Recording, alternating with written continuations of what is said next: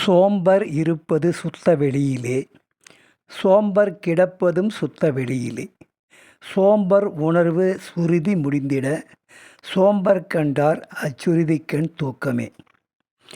செயலற்றவர்கள் இருக்குமிடம். தாயுமானவர் பாடியபடி, சிந்தையை அடக்கியே சும்மா இருப்பவர்கள் இருக்குமிடம்.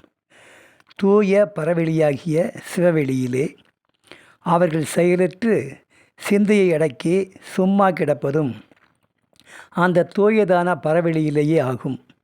இவர்கள் உணர்வுகள் ஒன்றி இருப்பதும் வேத முடிவான சிவபெருமான் திருவடிகளிலேயே.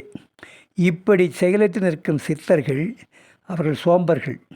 வேதம் ஓதும் விமலனை எண்ணியே யோக நித்திரையும் இன்பத்துயிலும் கொண்டனர். இளைப்பாறல் கண்டனர்.